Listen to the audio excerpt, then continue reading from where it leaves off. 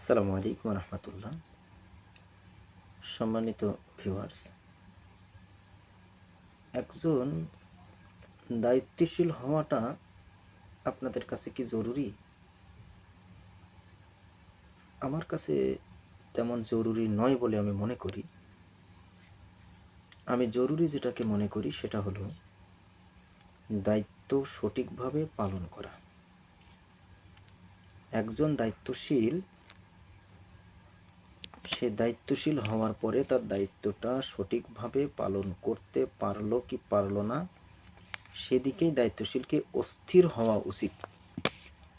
আর যদি কোনো দায়িত্বশীল, সে দায়িত্বশীল হওয়ার পরে একজন দায়িত্বশীলের ভাব নিয়ে শুধু ঘোরে ফেরে চলে, তাহলে তার দায়িত্বশীলতা পালন হবে বলে আমি মনে করি না।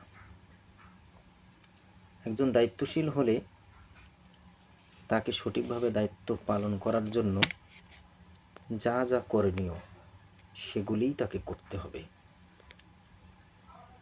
আর এজন্যই আমি মনে করি একজন দায়িত্বশীল হওয়ার চেয়ে দায়িত্ব সঠিকভাবে পালন করার গুরুত্ব বেশি। একজন দায়িত্বশীল যে হারে দায়িত্বশীল তাকে আল্লাহ কবুল করেছে, সে হারে সে আল্লাহর এই কবুল করাটাকে সে সঠিকভাবে পালন করবে, এটাই তার জন্য একটা চ্যালেঞ্জ।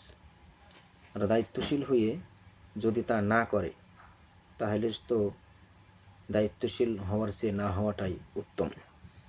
একজন প্রত্যেকটি দায়িত্বশীলকে সঠিকভাবে দায়িত্ব পালন করার জন্য নিজেকে সেভাবে তৈরি করতে হবে, যার কারণে দুনিয়া এবং আখিরাতে যেন কোনো জবাবদিহিতা না থাকে।